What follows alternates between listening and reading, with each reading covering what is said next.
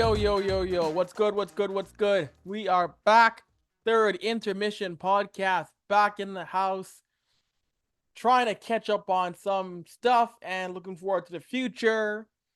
Cup final is over. Draft is done. It's your boy Avery in the host chair for the one, the only Mr. Dave Barnett. Two-man show today. It's the Avery and the Sebastian show. Seb, what's going on, buddy? How you doing? Well, you know me, staying black, paying taxes. Doing pretty good. Uh, kind of happy that the season's wrapping up here and we're gonna get a little bit of a break from hockey, but you know, at least until tomorrow at midnight, which it's July 1st tomorrow. So tomorrow at midnight, I'm down to talk all the hockey we can. So There we go. So when you get this podcast, it's gonna be full swing into free agency as the NHL calendar is jammed up, of course, like it always is. And those of you who don't know, this is the first show recording of Sebastian now being a fellow Edmonton man. You may have followed Sebastian's Twitter account. Seb and his family moved from out east, and they are now Edmonton residents with me. yeah, we had to. For those back in Ontario, you get it. For those who aren't from Ontario, we got the province priced us out. It was too expensive. 2-bedroom rentals in my area were going for $3,000. Cost of gas at $1.80 a liter, or like was that $6 a gallon or something like that? I don't know. But yeah, we moved out to Edmonton. Mentally, it's been awesome. Uh, for a city that gets dumped on, I don't really understand, but we love it. It's beautiful. We're happy. No, I love that. Love to hear that. Love to see you enjoying the market. And you got to also take in a bit of the Stanley Cup final. For those who missed it, of course, we'll catch up quickly here. Florida, Stanley Cup champions. They take game 7, 2-1. And Edmonton, it was a market, Seb, where, man, you were in the city. It felt like if Edmonton won, the city was going to go in full jubilation. Wasn't the case. Florida gets a 2-1 victory. Tight checking game. It was like a replay of game 1, really, in which Florida pinned Edmonton against the wall a lot in this game. They took away the middle of the ice. It wasn't a game of trading a ton of chances. Florida gets their first cup in franchise history. McDavid wins the Conn Smythe, and I knew it was going to be a tight game 7, but man, it would have been nice to Edmonton take that game and complete the 0-3 comeback, Seb. Yeah, I mean to start with, the vibes around the city, they were off. Like I was downtown uh after game 6, and we were stuck in traffic honking with the rest of the city for a couple hours on end. It was awesome. I unbuckled my kids' belts in the back, and they were, they weren't hanging out the window, but they were in the windows. Fans were coming up and giving them high fives. It was awesome. Um, as somebody who doesn't take sports fandom as serious as others, and by that I mean I watch almost every game that I possibly can, hundreds upon hundreds a year. Um, now that I'm in this city, obviously I'm gonna dedicate myself to this team, and it was just something cool. So cool to be a part of it. Being in Boston Pizza, and you're around 300 other people. It's loud. My kids loved it. They were asking after game 7. They were like, "Hey, can we go downtown and high five?" And I'm like, "No, we're not doing that today." Uh, but yeah, and into the game, it was just a weird game. It felt like both teams didn't want to make mistakes, Mm-hmm. uh, which I hate when teams stubbornly play that way. Um, it it's unfortunate, and Edmonton just didn't have that urgency. Like I don't know about you, but that last minute was really weird. Um, Starting with Bouchard sitting behind the net for 11 seconds, trying to break out. It just the urgency just didn't seem to be there, and maybe in that moment everything just caught up. But um, you know, Florida, they buckled down, and They figured it out. They won the cup. Um, and there are a couple people that I am happy for. Like, there's players on that team like Sasha Barkov and Kyle Okposo who are just so universally well liked around the league by all fans. Um, you're happy for them, and there's some people on there that I could care less about. I don't. I hate the Panthers, so I'm not going to give them too much credit. But hey, they won. They deserved it. Um, what else can you say? Yeah, no, and I agree. I'm very happy for guys at Sasha Barkov, Calaposo. They deserve Stanley Cup. Cal, of course. Brett Peterson at the Yep. AGM in Florida, black man, the first black AGM gets the Stanley Cup. So I think that's great for him to get him in the ring as well. And we also have an interview with him that Marsha and I did back in January. We're gonna release that one very soon. So there are some good people who work in the Florida Panthers organization and on the ice that definitely deserve that cup. And I think Edmonton and Seb, they're gonna get back here again. I know it's a matter of trying to resign what you can. I know this week they did let go of Jack Campbell on unconditional waivers, but I still think this Edmonton team is going to find a way to get back here with the pieces that they have with guys like of course McDavid, Draisaitl, Bouchard. You saw a lot of growth in Dylan Holloway. Connor Brown became a great secondary scoring option this postseason. And I really believe that if you can stabilize that second line, get someone to help out with Leon Draisaitl. I know it's gonna take some juggling, it's gonna take figuring some things out with the cap, but man, if you can get Sebastian, if you can get one of either Jeff Skinner or Steven Stamkos in Edmonton to meet on second line with Leon Draisaitl, you're cooking. Yeah, no, 100%. Jack Campbell was a mistake from the beginning, and most people know that. Like I've been a Leaf fan. I've been a Habs fan too. So take that for what you will. Um, I love hockey, and I'm not going to dedicate myself to you know one team. It's I can like as many as I want. There's no rules. Um, but close to Jack Campbell's at the end of the tenure with the Leafs, he was terrible.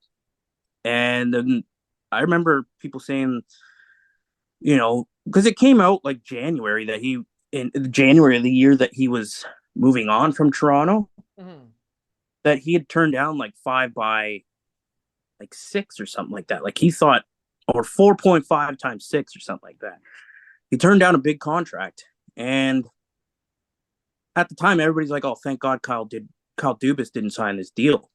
And then once the end of the season came, like he wasn't even really the starter anymore.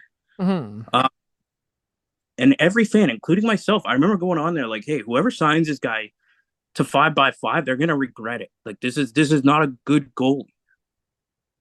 And it crashed and burned fairly quick. And I'm not gonna feel bad for the guy. People can sit there and be like, "Oh, he's a good guy." Like, I don't care. I don't care. He made his own bed. He made the decision. He thought that he was better than he was. Got himself into a situation that was really bad. I don't care. Um, but when we're talking about the Oilers lineup for next year, I could see. I'm not sure. I see Stamkos going to Edmonton, maybe on a 1 year. I don't see him wanting to go term, and that has nothing to do with Edmonton. I just don't think that he's the kind of guy who wants to deal with two members of Edmonton's media. And like at this point I don't blame him. But one player, I've been beating this drum for like 2 years.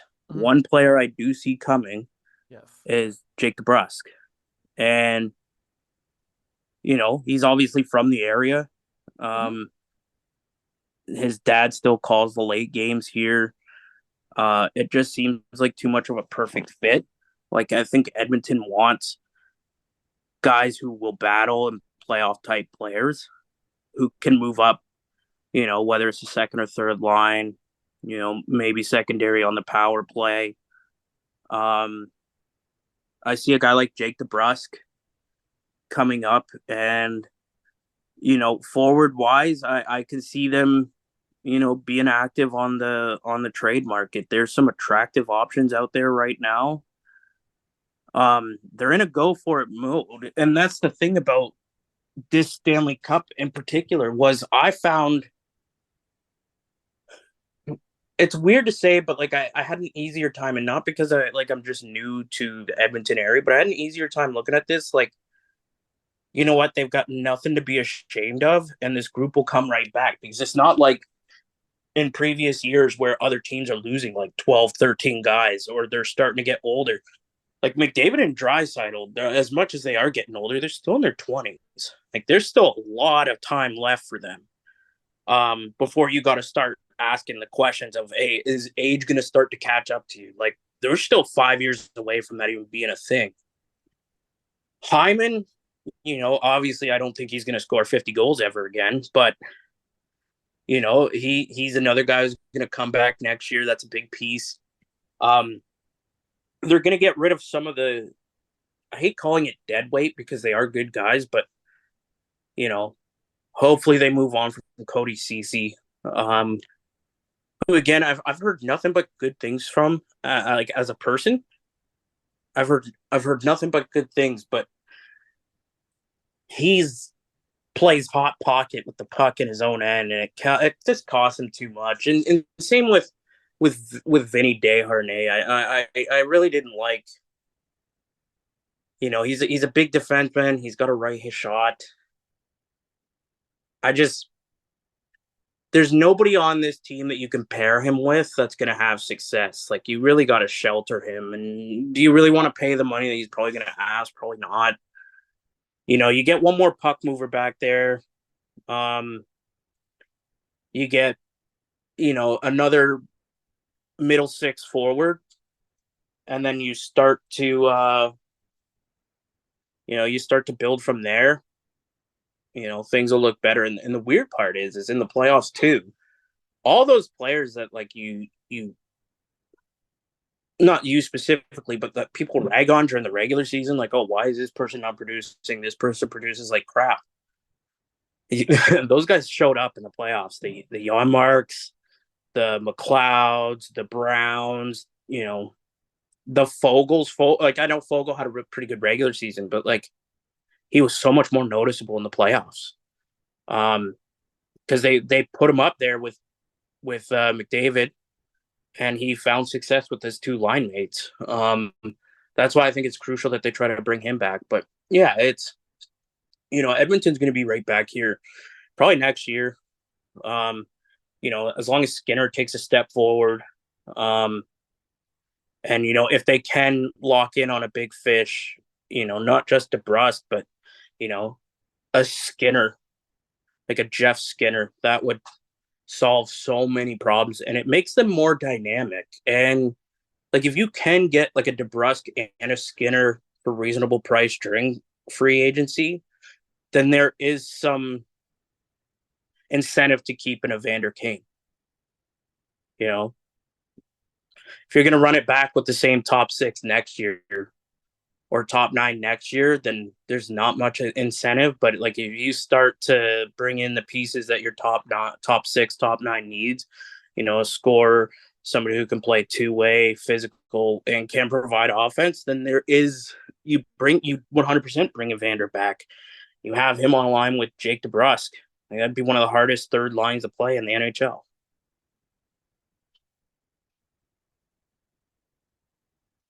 Yeah, Jake DeBruski is someone who writes that he's been linked to Edmonton for quite some time. The obvious connections again, Edmonton boy.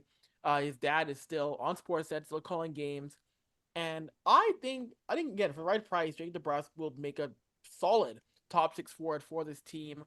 And if you can add a Jeff Skinner or look at a cheap out on the back end, find a way to replace one of Cody Ceci and Vinny Desharnais, both great guys, but they're not guys you want to lock in long term. I know there's been rumblings of Ceci, I mean, sorry, Desharnais wanting a long term deal, and I like the guy, but there was a million Vinny Desharnais. There's a million guys who play like Vinny Yeah. Desharnais who will come cheap. That's not the kind of the demand you lock into a long term deal. So if Vinny wants to go get paid, you know what, Vinny, it's been fun. You know, I wish you the best. Trying to find your money somewhere else, but it shouldn't be in Edmonton.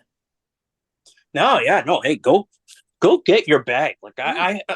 I have nothing. Like I mean, no disrespect towards the player. Yeah. The thing is like it's the same thing that the issue that I had with the Leafs this year is, the Leafs went out and acquired these defensemen at the deadline, but nobody realized, and everybody was excited, but nobody realized that we just had so many defensemen that needed to be sheltered. Like you can't run out a team where 4 out of your 6 defensemen in your lineup every day need to be sheltered. So, with Vinny, it's like, okay, who are you looking at next year? Well, Ekholm and Bouchard, that's a mainstay. Mm-hmm. Yes. And then you got Broberg, who's probably going to slot into your top four because I think he's ready. It wasn't always pretty in the playoffs, but for a guy like he stepped in and did a pretty good job. Um, you know, I think you have to play Nurse in your top four because you can't have a $9 million third pairing D. Um, you gotta you gotta bring in another right-handed shot that can move the puck. And I don't hate Kulak because he's really good at zone entries and rush defense, but Mm-hmm. that's probably time to move on from that. Um, I just don't see where a Desharnais fits in this lineup, and you know if you're somebody who likes the rough and tumble old school hockey, then having him paired with Nurse is like a dream come true for you. But that's a horrible pairing.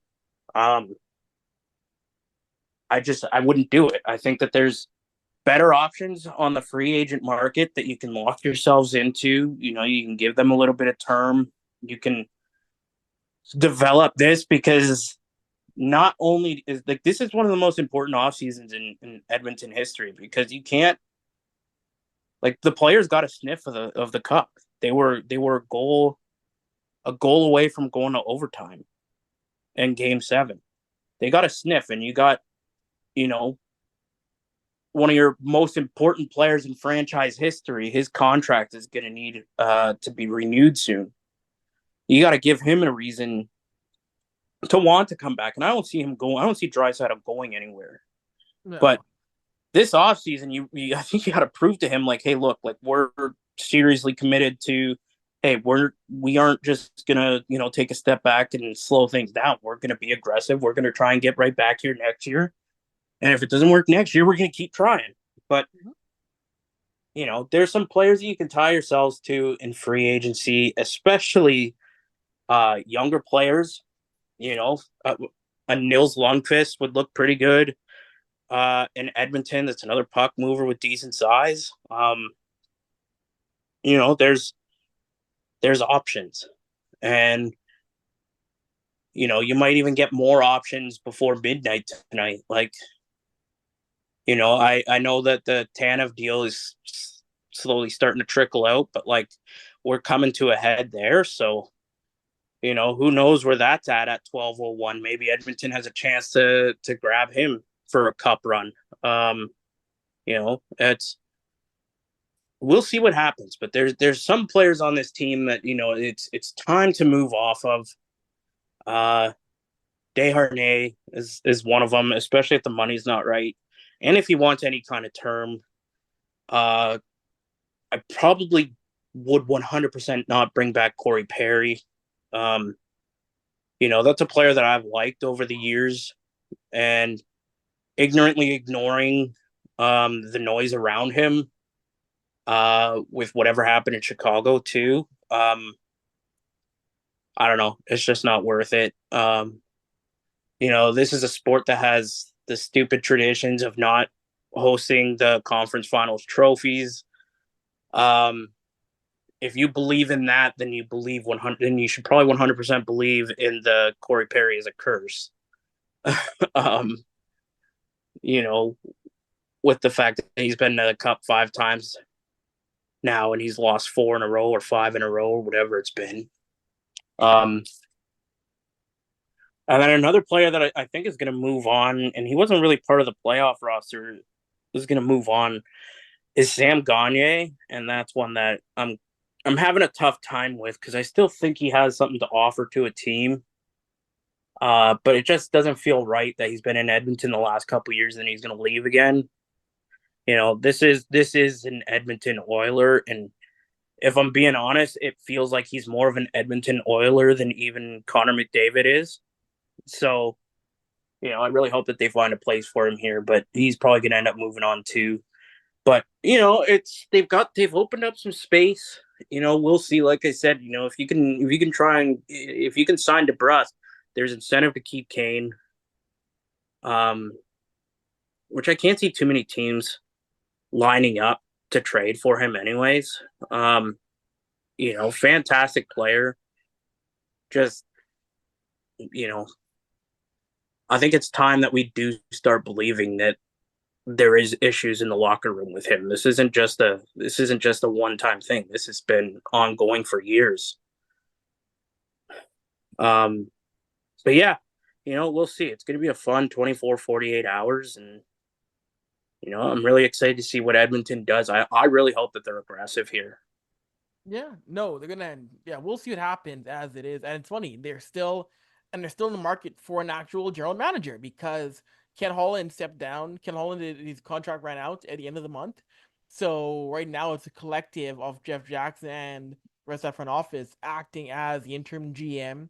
There's been a bunch of names who've been rumored to be in line for suggestions for that role. I know Matthew Darsh is a name that keeps coming up from Tampa Bay as a possible successor for Ken Holland. I know Lawrence Gilman has come up as a name that could be possibly in the mix, and there's been about a dozen other names that have been bandied about in terms of who could get that role. But I do think you should be getting Matthew Darsh.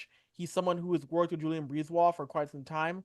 He's helped build that Tampa Bay core into a juggernaut, and also I feel old as hell saying Matthew Darsh is a possible GM in this league now. Yeah, yeah. Um, well, man, there's like I'm coming up on some of my friends that I grew up playing with are now coaches, like veteran coaches in junior B and in the OHL. So it's I don't know, time is fake. Right? Uh, yeah, there's a couple options. The one that intrigues me the most, and don't get me wrong, I really want to see a person of color finally break in as an NHL GM. We got But Mike Greer though in San Jose, so we got one at least. We got Mike Greer. yeah, yeah, he's just scraping the earth too. Like he's dealt with his criticisms, but I believe what he's selling there.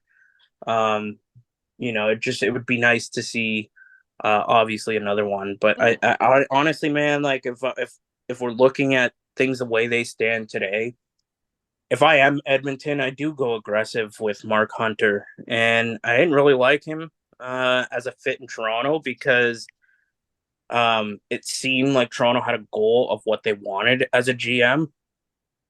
It was always going to be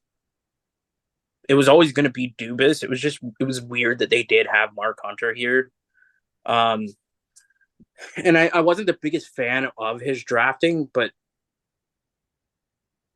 the one thing that I will say is this guy has a recipe for building winners.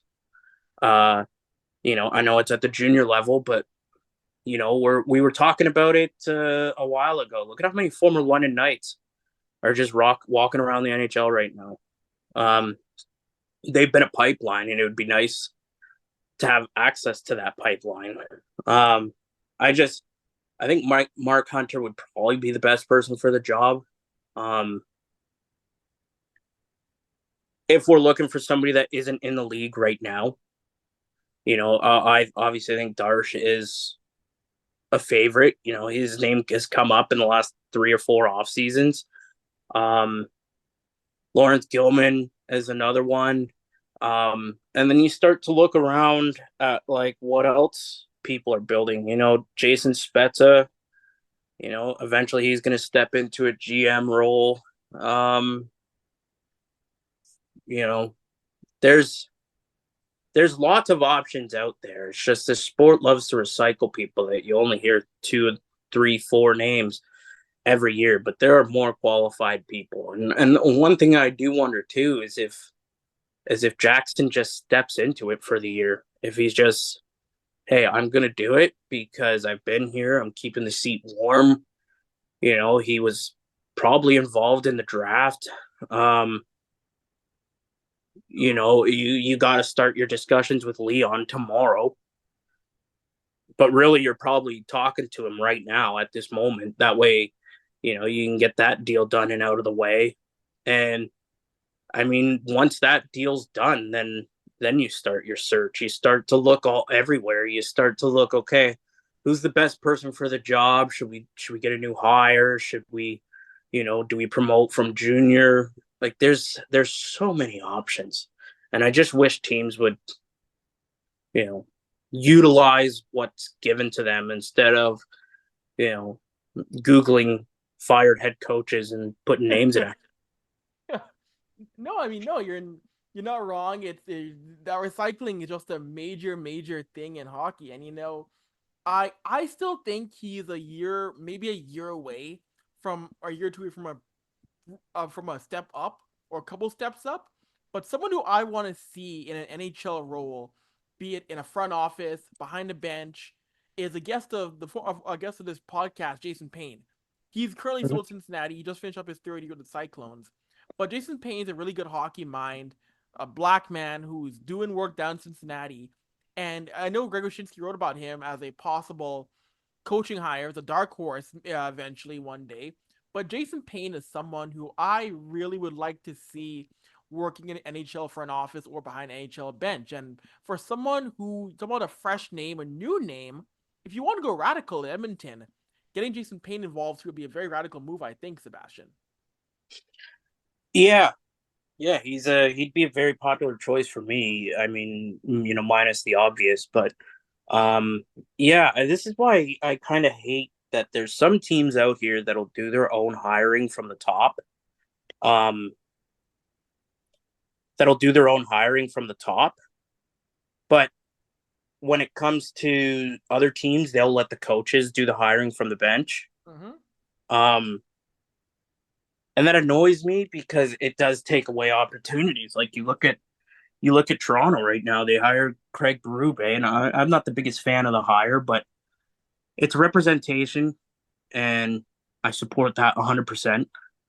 But he ended up hiring like three or four guys who were in the NHL last year.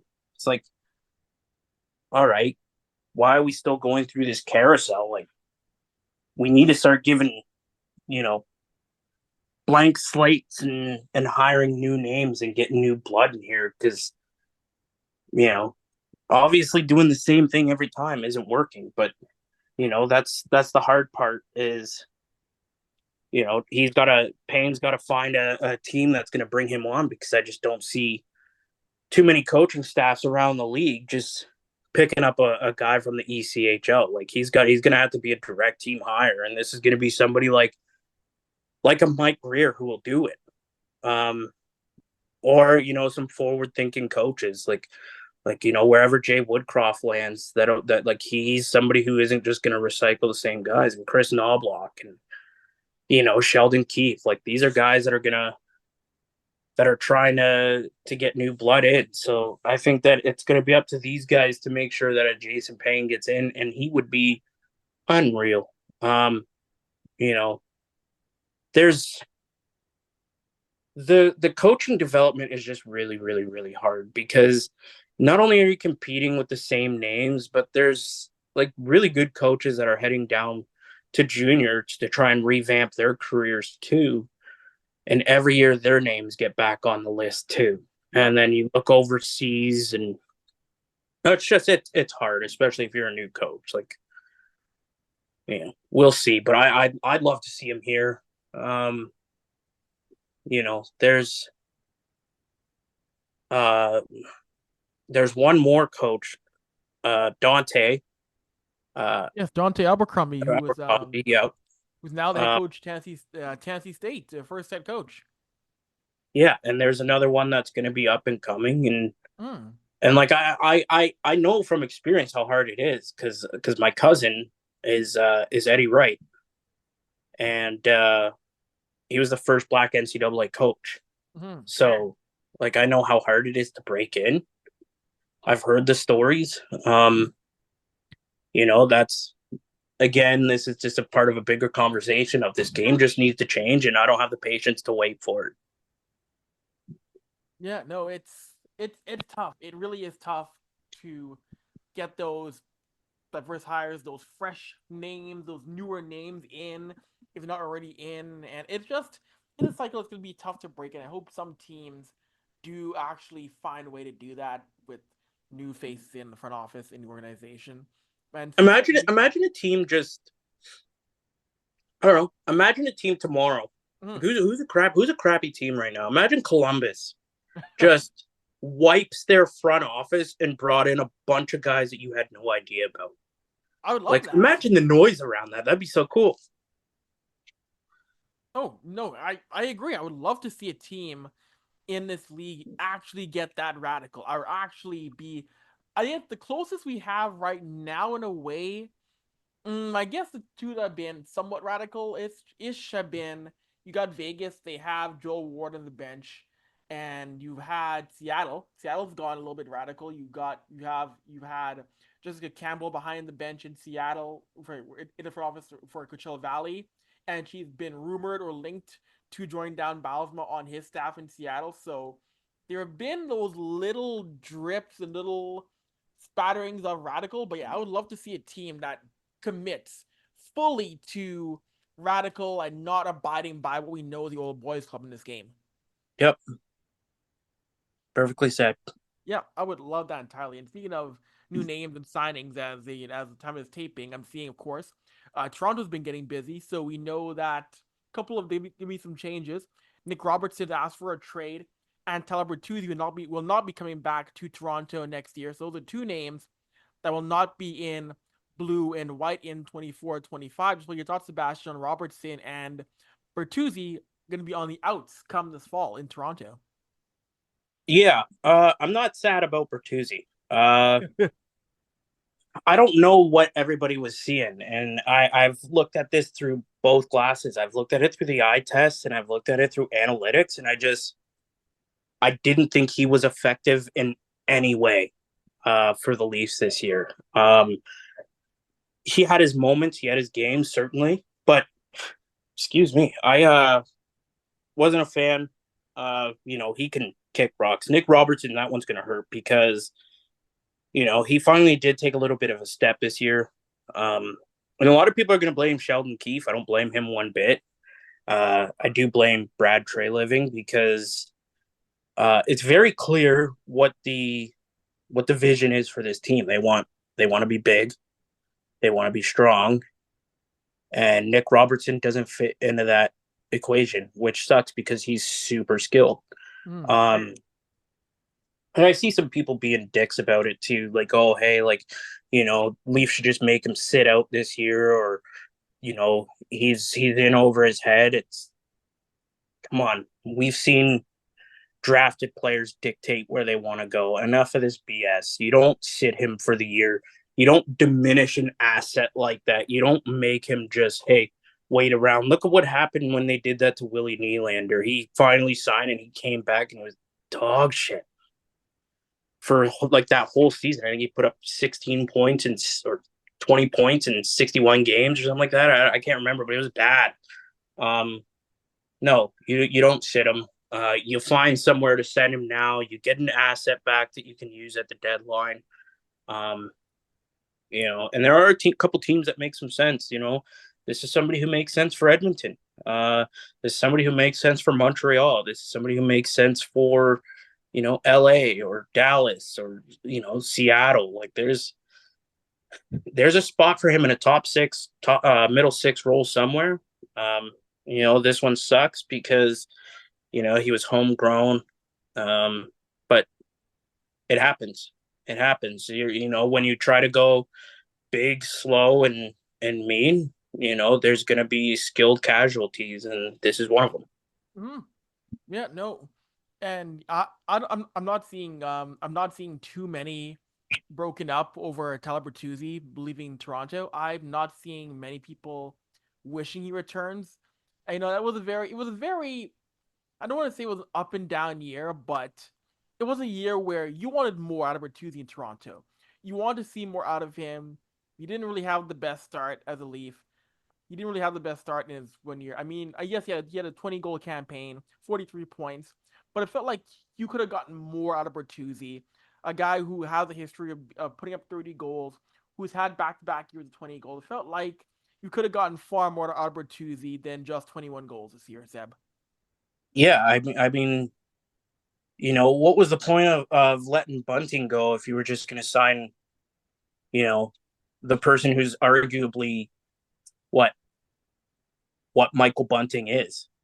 Um, I wasn't. I honestly, I loved the signing when it happened. I was excited for that one more than I was the Domi one. But as the year went on, for like the first, I don't know, 45 games, it just didn't even look like he wanted to be here. And then I'm sitting here saying, "Oh, he's a pest, and he does this and he does that," and I'm like, "Where?" And the games that he was kind of a dummy in, they lost. Like in the games that Ryan Reeves fought in, they lost more than they won. Like people were so fixated over being a tougher team that they didn't realize that the results weren't there. And the results weren't there for me with Bertuzzi. So, um, I'm glad he's going to move on. And honestly, I hope he does well somewhere else because, um, I'm familiar with him from his OHL days. I don't, at this point, I'm not really worried about what someone's stance on a vaccine is anymore. Um, but yeah, hopefully he finds some success because I know that he did have a pretty serious injury. Maybe he just needed more recovery time, but yeah, he wasn't worth 5.5 or whatever it was that he signed for, and I don't think that he's worth whatever he's going to sign for tomorrow. So, all the power to him. Yeah, and no, and of course, Leafs been active. The Leafs have been busy these past couple of days and hours. They re-signed Max Domi to a 4-year deal where it's 15 million. And I look at that deal, I think to myself, that man, 4 years, 15 million for Max Domi after his first year in Toronto. That I just can't get out of my head thinking that's gonna age like some milk on a hot July day, man. Well, it's similar to the Evander Kane deal. There was no reason to continue to give him any term. You know what I mean?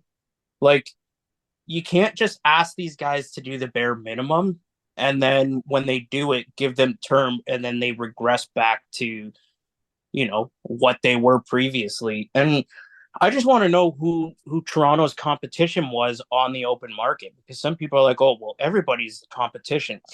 But I'm looking at things, and Domi wasn't a first day signing last year, and he did 1 year at $3 million, and he was 1 year at $3 million a year prior. So like, who was rushing to sign him? And I'm sure people would have, like Yeah, we both know, and everybody knows that there is a Toronto tax. You go to Toronto, you do the bare minimum, and you're going to get $4 million no matter where you go. Um, So like I'm 100% convinced that somebody would have given him some money. Term, I don't know. Now,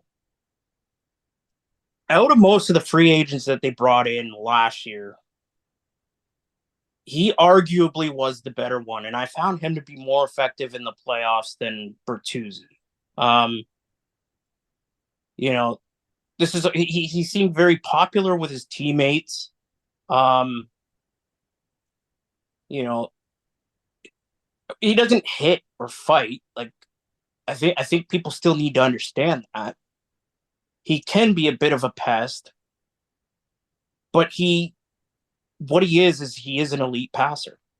Um, so there is room for him in the lineup. But yeah, I don't know if I would have given him any term.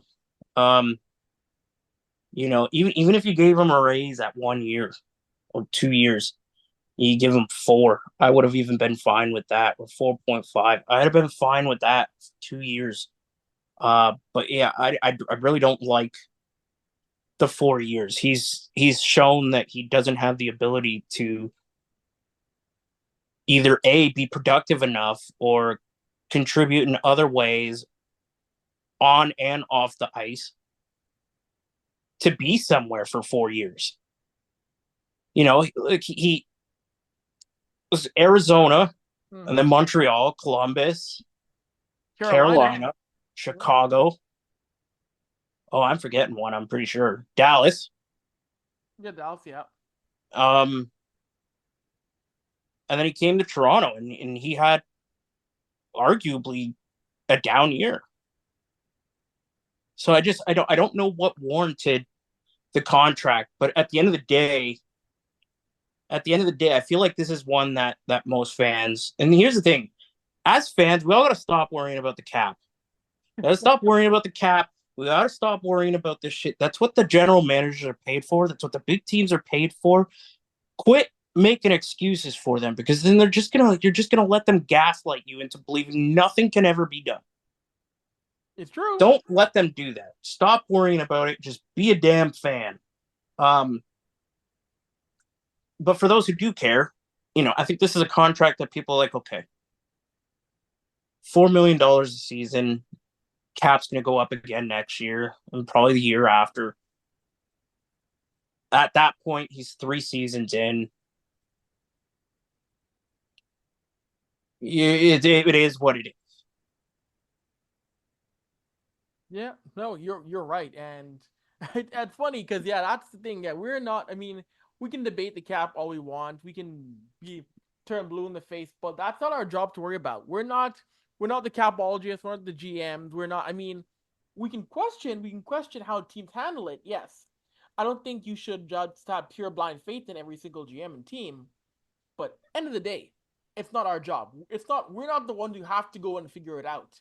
It's on the GMs. That's their job, and we should hold them accountable to try and sort that out. And if they make a bad move, that's on them. So Yeah, it's just, and that's it. And like, we should be demanding that these players should be making more.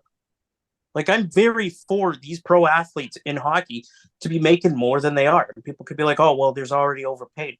It's like, yeah, according to who? Like, when you compare it to the other sports, and I get it in terms of popularity, but like, John Tavares, for most of his career, was like a top 25 player in the NHL, maybe even mm-hmm. top 15. People are like, oh, he'll never be worth $11 million. No, he should be worth more. His equivalent in other sports is like the Blue Jays bench player that takes 100 at bats a year. You know what I mean? Yep. Like that's what his contract equivalent is.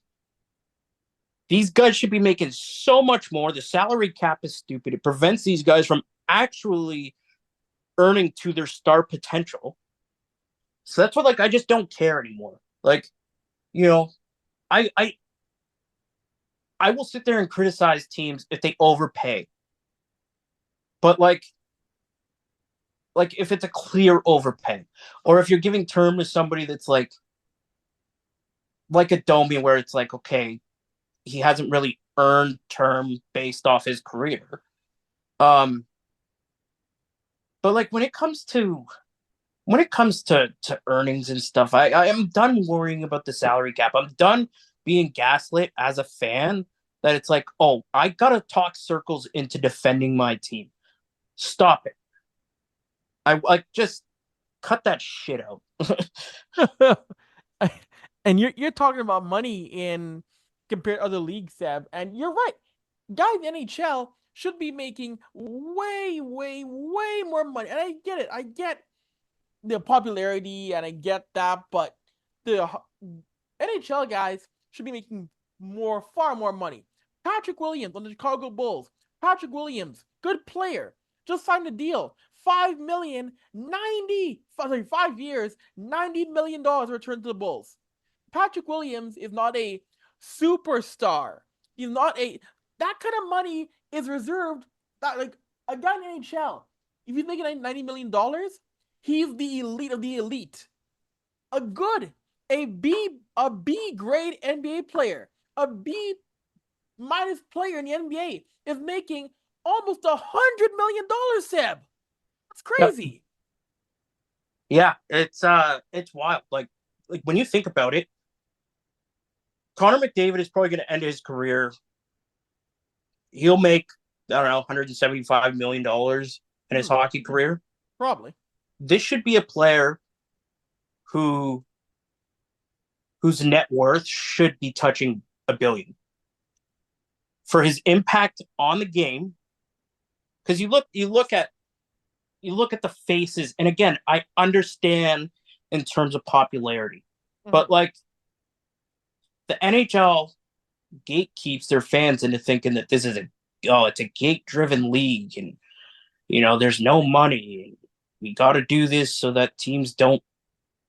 It's like, no, kiss my ass, man. Like, you know that's why I don't like with the Winnipeg Jets. The owner's like, oh hey, we might have to move the team. It's like, dude, shut up. You're like the 14th like most richest person in North America. Give me a fucking break. Um, I'm just tired of it gatekeeping. Like you look at LeBron, he's got all these business ventures. He's the face of the game, billions of dollars. You look at baseball, you got Shohei, you got Mike Trout, you got Aaron Judge, you got these guys have star potential. These guys are going to be worth billions. Mike Trout might almost be there. um, you know, you look at, I don't know, football. You know, Pat Mahomes has got his business ventures. Him and his wife are involved in women's soccer. His Mm-hmm. his his star potential is so massive. It's like when you look at hockey, it's I'm tired of this gentleman's game type BS crap. Um, and here's the thing: I would prefer it over the NHL trying to force something like what they were doing at the NHL awards. It was so damn embarrassing because they were trying to force it, and it's like, dude, like, what's with the fake beard? Jesus, it was so cringy, and like they try to force these things on us, and then it gets overplayed, and then it's like, okay, well now we got to move on to something else. Um, when you look at the face of hockey, you think Connor McDavid, but what when you think Connor McDavid, what else do you think other than hockey? That's the thing. Well, I did think for a long time, his endorsements, BioSteel was a big thing, but he was a BioSteel guy. That was a part of his personality, which it sounds absurd that I'm thinking about BioSteel. I'm not thinking about what Connor McDavid is because in a lot of ways, I mean, he's getting better in Yeah, terms he of is. showing his personality, but it's still pretty guarded. I know he did the Architectural Digest home tour, but it still feels like some NHL players, the biggest names are still very guarded in terms of opening up to the media, opening up to the public. Like they let you see a little bit. Now, granted, we're gonna see a lot more in the fall when that Amazon series debuts. You're gonna see a lot more of guys like McDavid, Draisaitl, um, McKinnon, those guys, because 12 guys involved, and there's also other players who are gonna be in that series. You're gonna see a lot more of those personalities. But as of right now, that that level of NBA, NFL, even to an extent baseball access, it still isn't there among hockey guys who don't want to show you everything about their lives. Still, they really don't. The one thing I hope, and here's the thing, like we can obviously get into the social issues and the issues around junior hockey, especially teenage boys. Don't have time for it. Don't have the mental capacity right now. But the one thing I'd like to see, and this is the issue that I come into is like people look at John Tavares for example, Mm. and everybody's like, oh, strip the C off of him because he sat there and was like, oh, we were right there. It's like, what do you expect from the guy? He's been media trained since he was 12. Yeah, no, you're true. You're right. Like more than half his life has been spent being told, no, you got to stay in line. You gotta put your cufflinks on. You gotta tuck your shirt in. You gotta keep your head down. You gotta go to work. He was 14 when he played OHL games, Mm-hmm. and he was 12 when he played. I think he was 12 when he played games for Milton's junior A team or Oakville. I think it was Milton. Um, because I think he played a couple games with Sam Gagne, and Sam Gagne is a year older. Um, but like a lot of these guys have been media trained. Like I met McDavid a couple of times in junior. I remember the game they played in Kitchener. It was a Tuesday night, and he was in Toronto. He had come in late because that was him getting his clearance for his hand from a doctor Mm-hmm. for Team Canada. Um, and he sat next to me, and like as I'm typing my article, he's reading it and he's asking questions, and like you could see that there's a goofball in there.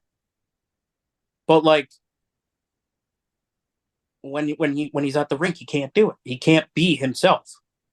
And it's like they've been encouraged for so long. Hey, don't look like you're having fun. Look like you're serious, mean business. You know why the hell is a teenage Connor Bedard coming in the NHL and nobody's ever seen him smile? Like, I'm tired of the gatekeeping that these players have to go through. It's like just let them live. Yeah. Don't be as rapey or whatever, but like I said, that's an issue.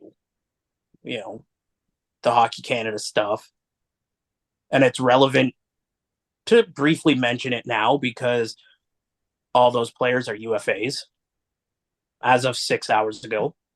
Um, you got to go through the training of, hey, this is how you handle yourself around women.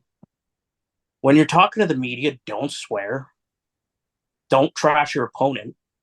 But at the same time, like, again, like these players have been talked to, like been media trained for so long that every time they walk into the rink, they look like they're going to a funeral.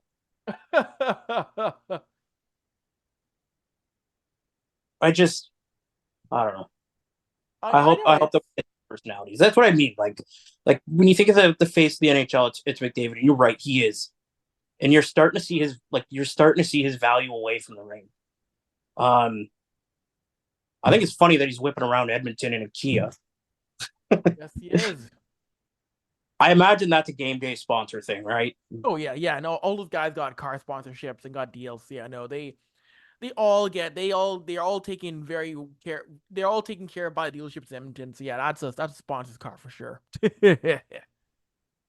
But you're right, and you mentioned the awards. We'll wrap things up with the awards and draft week. But yeah, you mentioned the awards show. NHL awards happened before the draft this week in Vegas, and oh my gosh, Seb, like my thing with the NHL awards has been I don't like. I've been to NHL awards before. Like going to the NHL awards, I think it's they're more fun being there than watching on TV, because for a TV product, they're very cringe, very painful. But what they got to do for a host, get a host that players actually know and like, not some random dude that's gonna put on a fake beard and mock in a fake Borat accent, Nikita Kucherov. What are we doing here? What are we That doing? was the most cringeworthy. You know what? This league has like 1,200 cringeworthy moments a year. This might have topped the cake for like cringe moment of the last, I don't know, 25 years. Um, and this is why I love the way the NBA does it, because the NBA finds a personality that's attached themselves to the game, Yes. and they're like, hey, go for it. Go Mhm. for it. You want to make fun of Steph Curry? Go ahead. Because these guys, like, they don't have the same type of media training. Like, you could tell that there's media training in the NBA. Yeah. You can also tell that these guys also like to speak their mind. That's why, Russ used the N word one time in one of the funniest, hilarious interviews in the history of history. But, like, you sit there and like, they do it right. And I was listening to Overdrive the other day, and they had talked that like, hey, look, like I wish it was just Ron McClain, but they were saying like, in comparison to what we got, they were like it should just been Ron McClain up there. Because Ron McClain, like as much as his personality is starting to wear out, he at least he has one. Um, he isn't afraid to slip in a joke, but like they tried way too hard here. It's like all right, and they brought up the name Jerry D, and I'm like that would have been perfect. That would have been perfect. He's not the A-lister that you want, but he's attached himself to the game that he understands and knows the players. You know, he's not going to go try and get the most dense personality in the history of sport. They're not going to throw a fake beard on and try and, hey, Nikita Kucherov. Like, no, Jerry D would have been perfect. You know, Yeah. I'm having a hard time thinking of like any A-list celebrity, like Will Ferrell, maybe, but I don't think he knows enough about the entire NHL. And people are like, oh, what about, Charles Barkley? And I'm like, I love Charles, but he doesn't really, he's not good at forming sentences. So, like, I feel like he's just going to get lost in his mind and it's just going to be, schizophrenic mixed messages, which, I mean, could be funny, but, it's so bad. And like I said, like, the players are just they don't want to be there. Like there's no incentive for them to be there. Um it's not an event. And I heard that Gary Bettman, and this I don't know, this might just be fake, but it seems real because it's the NHL. I heard Gary Bettman was renting that place by like the hour. So it felt rushed. Oh, It's if that's and it makes true. sense if you watch the draft on TV, like I felt bad. First off, Sportsnet is terrible at this, but thank God for Jeff Merrick because he tried, but you could tell he was being rushed. He had like 10 seconds with every player. And in previous years, like True. Bobby Mack or Ray or anybody else from TSN, they sat down, they would like touch, like they would reach out and like grab these kids. You know what I mean? Like, hey, you were playing hockey in your basement, you broke a window, and then your neighbor shot off a gun. Can you tell me about that experience? And then like you see these players like bring out their personality. Mm-hmm. But like I said, Jeff was so rushed that he was basically like, oh hey, like your mom's here. What do you want to say? Yeah, I just want to say thank you. Same shit the last 91 guys said. yeah, it felt Russian. For those who don't know what Seb's referring to, it's the draft coverage at the Sphere in Vegas and Strip. But I'll say as much. Being the first NHL, being the first league to do an event there is cool. They beat the Mm-hmm. NFL, they beat the UFC, they beat every the league to pull holding an event there, and they tried different things. But man, it I first of all, the NHL do not decentralize your draft. Be only draft that has everybody there. Keep it keep it in a location where the entire hockey world can be in one spot. Everybody likes that format. I know teams want to go back, but I think it's a really good look to have all of everybody there. But you're right, it did feel like American Co were being rushed when it came to the interviews. It felt a little bit awkward. And I saw that I guess there were issues on both feeds of Sportsnet and ESPN. But one thing too, Seb, is that we gotta find a way to speed up the first round. That went Yeah. on for way too long. Get things moving. Holy smokes.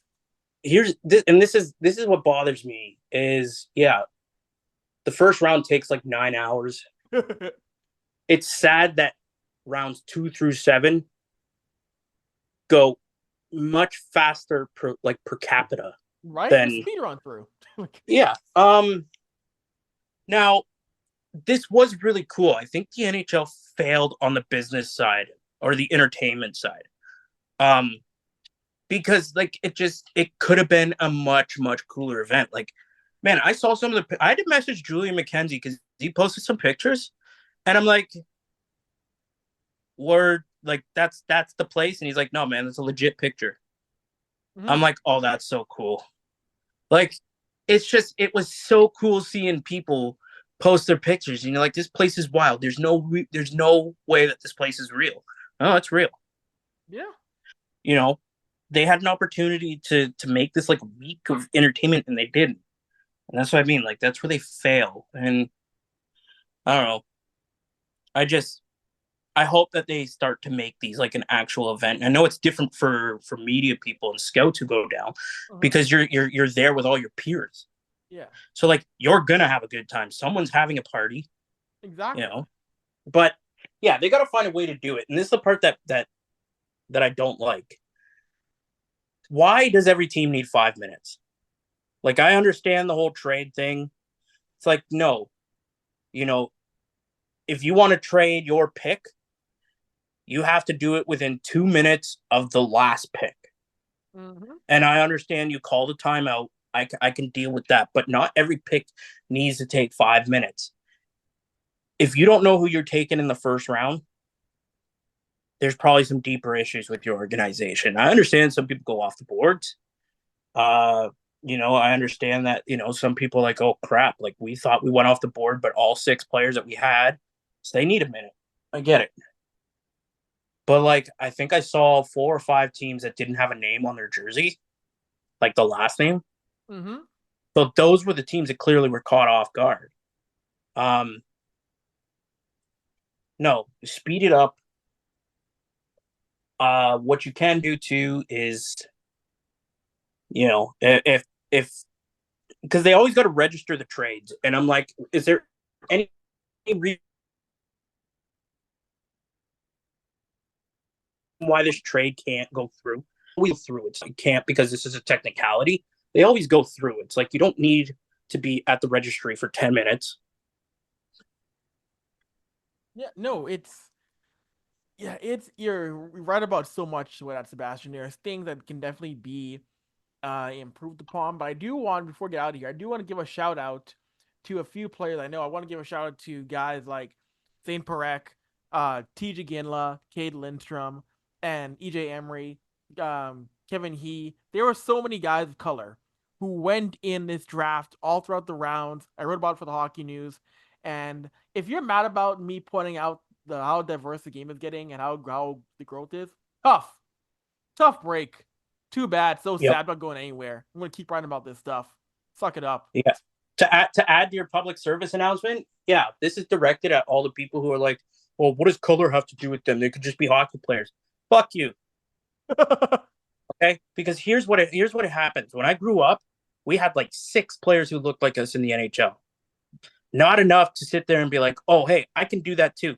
Because the odds against one black kids breaking into the NHL is already super slim. Mm-hmm. So we're gonna celebrate every time somebody looks like us gets drafted. Yeah. 2, us being happy about some of our own being in the game. Why does that bother you? Why does that bother you? Just sit this one out. You're just angry all the time. Like, I hate people. This is why I hate people. Um, but yeah, no, it's there was another kid too got selected by Ottawa. He was out of high school. I want There to say was the name was Javon Moore. yes, Devon Moore and Blake Montgomery. They both went to Ottawa. Yeah. Blake was a bit of a surprise for me because he's a re-entry, but there's a player there. I mean, and he's gonna get a real shot too. Like he's not gonna make the mistake of coming over to Canada to play in the CHL like his brother did, and Mm-hmm. then just get screwed because he got screwed. London had no interest in developing him at all. But no, there's one next year. His name's Bill Zonin. He plays for Rwanda in the Yeah. the Quebec Maritimes Junior Hockey League because that's what it's called now. Um, for all those who still think it's the Quebec Major Junior Hockey League, that is no more. Um, he plays for Rwanda, but they went all in this year. He's a late birthday, but he's eligible next year. He's somebody, you know, he might get traded. He might go to a contender.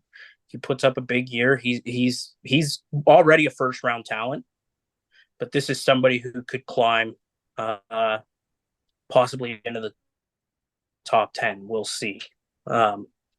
Which would be really cool to see. As much as we love, when a person of color gets their name on the Stanley Cup, having somebody drafted in the top 10 is equally as cool.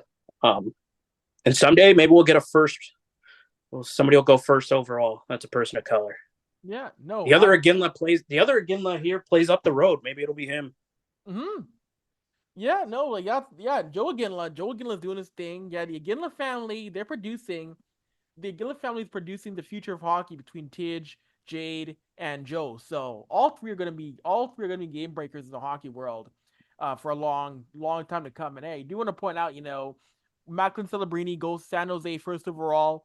Their GM Mike Greer. So Mike Greer Mike Greer is gonna be able to center his team around Macklin Celebrini. He has the next game breaker. So hey, I'm glad to see Mike Greer get a Macklin Celebrini to try and turn things around in the Bay Area.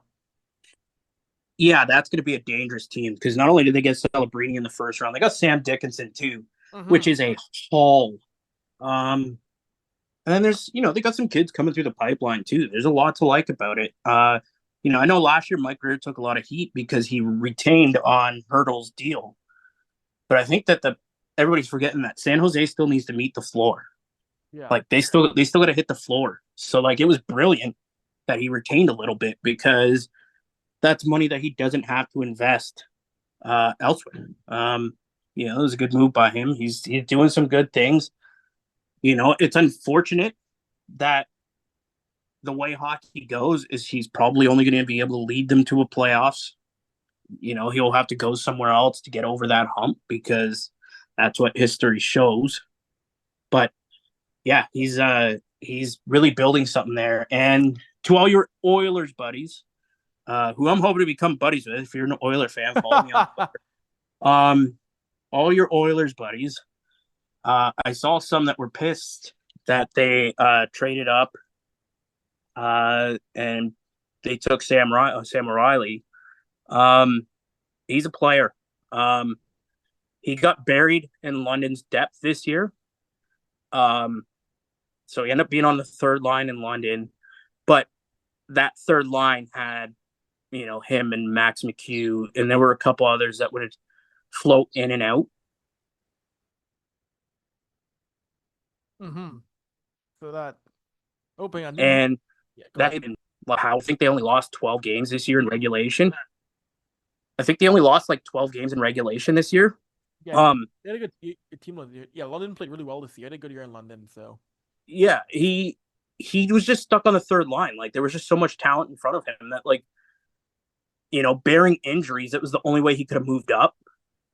But he's legit. He was a pest in the playoffs. He was suspended for a little bit too. This is if Edmonton is back where they want to be next year, they were going to pick in this range anyways. And I'm not convinced that they would have got a better player.